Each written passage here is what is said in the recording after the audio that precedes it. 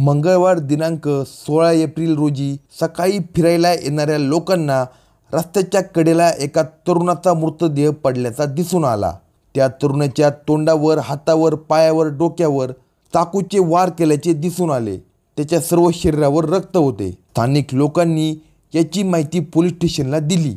Police घटनास्थळी दाखल झाले. हा मृतदेह बघून त्यांच्या पायाखालची जमीनच हादरली. त्या तरुणाचा खून कुणी केला असेल, का केला असेल, कशासाठी केला असेल याची सविस्तर माहिती घेण्यासाठी हा व्हिडिओ पूर्ण पहा.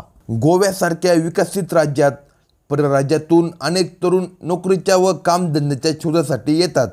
उत्तर प्रदेशातील अमरोह येथून रेहबर खान हा तरुण गेल्या वर्षी कामाच्या शोधात गोव्यात आला. गोव्यात येऊन त्याने परवरी भागात एका सलून दुकानात हेअर ड्रेसरचे काम मिळवले. त्याच भागातील चोगम भागात तो भाड्याने खोली घेऊन राहू लागला. तो ज्या खोलीत भाड्याने राहत होता तिथे त्याच्या बाजूच्या खोलीत उत्तर प्रदेशातील 3 ते 4 तरुण राहत होते. त्यामुळे रेहबर खान याचे त्या तरुणांशी मैत्रीचे संबंध निर्माण झाले होते. सकाळी लवकर रेहबर हा सलून दुकानात कामाला गेला की रात्री उशिरा परतत होता. 21 वर्षीय रेहबर खान याची चोगम येथे राहत असलेल्या विकास गुप्ता नावाच्या तरुणाशी मैत्री झाली होती. विकास हाही उत्तर प्रदेशातील रहिवासी होता. तोही कामासाठीच गोव्यात आला होता. विकास याचे नैना या तरुणीशी प्रेमसंबंध होते. ते दोघे एकमेकांना भेटत होते. नैना दिसायला सुंदर होती. कोणाच्याही मनात भरेल असे तिचे सौंदर्य असल्याने रेहबर खान यालाही ती आवडू लागली. तो तिच्याशी संपर्क साधण्याचा प्रयत्न करू लागला. ती मात्र त्याला कोणताच प्रतिसाद देत नव्हती. एकदा दोनदा रेहबरने नैनाला भेटण्याचा व तिच्याशी जवळीक साधण्याचा प्रयत्न केला. मात्र तिने त्याला स्पष्ट सांगितले, माझे विकासवर प्रेम आहे, तू माझ्याशी संपर्क करू नकोस. तरीही रेहबर हा गप बसत नव्हता.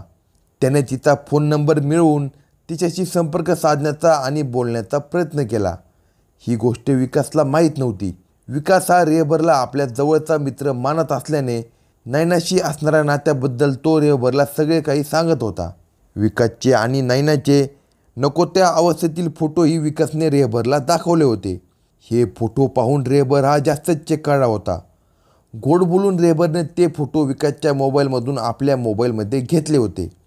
आता तर रेहबरला आयतेच कोलीत मिळाले होते. खऱ्या प्रेमाची कल्पना आजच्या तरुणांना नसल्याने नको त्या गोष्टी घडत आहेत.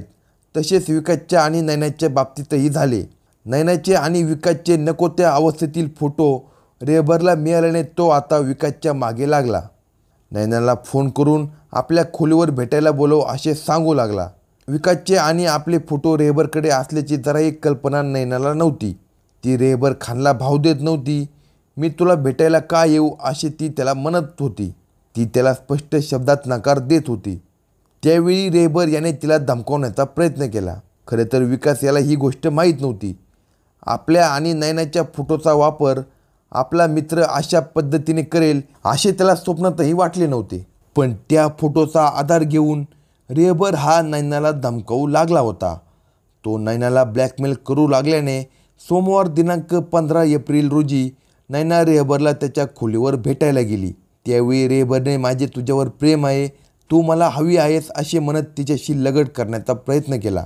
नैनाने त्याला स्पष्ट सांगितले, मी विकासचे आहे. त्यावेळी रेहबरने तिचे नको त्या अवस्थेतील विकासबरोबरचे फोटो दाखवले. हे फोटो सोशल मीडियावर टाकून बदनाम करण्याची धमकीही दिली. आता सगळा प्रकार तिच्या लक्षात आला. तिथून तिने काढता पाय घेऊन विकासला भेटून रेहबरचेच कारनामे त्याला सांगितले. आपल्या जवळचा मित्रच आपल्याला धोका देत असल्याचे बघून त्याने रेहबर खानला फोन करून धमकी दिली. त्याच्या धमकीला रेहबरने भीक न घालता तुला काय करायचे असे कर असे सरळ सांगितले. विकासचा पारा चढला. विकास हा गोव्यात 5-6 वर्षापासून असल्याने त्याचे परवरी भागातील अनेकांशी ओळख होती. त्याने कांदोळी येथे राहत असलेले त्याचे मित्र खतेश कांदोळकर, सुपान बरीक, सचिन सहानी, तयन कांदुळकर आणि सचिन सिंग यांना भेटून रेहबर खानच्या कारनाम्याविषयी सांगितले. आपले आणि आपल्या प्रेयसीचे फोटो तो सोशल मीडियावर टाकून बदनाम करणार असल्याचे सांगून आता त्याचा कायमचा काटा काढायचे आहे असे सांगितले. त्याने तसे सांगितल्यावर रेहबरचा बंदोबस्त करण्याचा कट विकास आणि त्याच्या मित्रांनी रचला. रेहबर हा रात्री उशिरा काम संपवून आपल्या रूमवर जातो हे त्यांना माहीत होते. सोमवार दिनांक 15 एप्रिल रोजी रेहबर हा रात्री सलून दुकानातील काम संपवून तो चोगम रस्त्यावरून खोलीकडे निघाला होता. त्यावेळी त्याच्या मागून एक कार आली. ती कार थोडी पुढे जाऊन थांबली. त्या कारमधून 3 ते 4 जण उतरले. त्यात विकास गुप्ता हाही होता. त्याला बघून रेहबर काय समजायचं ते समजला. रागाच्या भरात असणाऱ्या विकास आणि त्याच्या मित्रांनी रेहबरला मारहाण करत कारमध्ये जबरदस्तीने कोंबले. विकासने त्याला माझे आणि नयनाचे फोटो सोशल मीडियावर टाकणार काय असे म्हणत कारमध्ये त्याच्या गळ्यावर आणि मानेवर चाकू फिरवला. त्यावेळी रेहबर मला सोडा, मला माफ करा, मी पुन्हा असे करणार नाही असे म्हणत गयावया करत याचना करत होता. परंतु विकास आणि त्याचे मित्र दारूच्या नशेत असल्याने त्यांनी त्याला परत मारहाण केली. चाकूने त्याच्या हातापायावर, डोक्यावर आणि शरीरावर वार केले. या गंभीर मारहाणीमुळे रेहबरचा कारमध्येच मृत्यू झाला. त्याचा मृत्यू झाल्याचे लक्षात आल्यावर विकास आणि त्यांच्या मित्रांनी त्याचा मृतदेह रात्रीच्या वेळी परवरी येथील ऑडिट भवनच्या रस्त्यावर आणून टाकला आणि ते तिथून पळून गेले. दुसऱ्या दिवशी मंगळवारी सकाळी फिरायला येणाऱ्या लोकांना रस्त्याच्या कडेला एका तरुणाचा मृतदेह पडल्याचे दिसून आले. त्यांनी या घटनेची माहिती परवरी पोलिसांना दिली. ही माहिती मिळताच परवरी पोलीस स्टेशनचे पोलीस निरीक्षक जितेंद्र नाईक आणि त्यांच्या सहकाऱ्यांनी घटनास्थळी येऊन पाहणी केली. मयत तरुणाच्या अंगावर कुठल्या तरी धारदार शस्त्राने वार केल्याच्या खुणा दिसत होत्या. तसेच त्याला दुसरीकडे मारून येथे आणून टाकल्याचे दिसत होते. पोलिसांनी घटनास्थळाचा आणि मृतदेहाचा पंचनामा करून त्याच्या खिशातील आधार कार्डवरून त्याची ओळख पटवली. तो रेहबर खुर्शीद अली खान हा असल्याची ओळख पटल्यावर पुढील तपास पोलिसांनी सुरू केला. घटनास्थळी पोलीस उपअधीक्षक यांनी भेट घेऊन या घटनेची माहिती घेतली. पंचनामा पूर्ण झाल्यावर मृतदेह पोस्टमॉर्टमसाठी गोमॅको रुग्णालयात पाठवून दिला. पोलीस तपास करताना पोलिसांनी रेहबर खान याचा मोबाईल चेक केला. तेव्हा घटनेच्या वेळी त्याच्या मोबाईलवर विकास गुप्ता या नावाच्या तरुणाचा फोन आल्याचे दिसून आले. तसेच रेहबरच्या मोबाईलमध्ये नयनाचे फोटोही पाहायला मिळाले. घटनेच्या आदल्या दिवशी त्याचे विकासबरोबर भांडण झाल्याची माहिती तो ज्या सलून दुकानात काम करत होता तिथून पोलिसांना मिळाली. या माहितीवरून पोलिसांनी नयनाला ताब्यात घेऊन तिच्याकडे या घटनेची चौकशी केली.